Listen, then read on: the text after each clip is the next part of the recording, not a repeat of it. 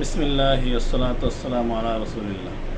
আলহামদুলিল্লাহ, আজকে আপনাদের সামনে ব্যবসায়িক কন্টেন্ট নিয়ে দুই তিনটা কথা বলবো। ব্যবসার প্রসেস, কন্টেন্ট তৈরি এবং কার্যকর যোগাযোগ বা কথা বলার কৌশল অত্যন্ত গুরুত্বপূর্ণ। এর মূল বিষয় হলো পরিকল্পনা, ক্রেতার চাহিদা বোঝা এবং সুন্দরভাবে কথা বলা। ব্যবসার জন্য কন্টেন্ট তৈরির জন্য আপনাকে লক্ষ্য রাখতে হবে, লক্ষ্য ঠিক করতে হবে যে আপনি আসলে কী কন্টেন্ট বানাবেন, কাদের জন্য বানাবেন। যদি আপনি লক্ষ্য ঠিক না করতে পারেন কাদের জন্য বানাবেন, তাহলে আপনার কন্টেন্ট প্রথমেই ফেল করবে।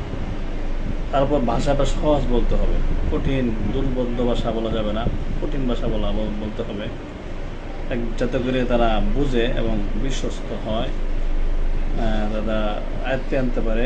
সহজ অল্প ভাষায় বলতে হবে এবং ধারাবাহিকভাবে প্রকাশ করতে হবে আপনার পণ্য। একদিন করলেন আর এক সপ্তাহ পর নেই, তাহলে হবে না। এবং কথা বলার কৌশল, যেটা সহজ ভাষা বলেছিলাম, এটা নম্র, স্পষ্ট স্বরে হতে হবে।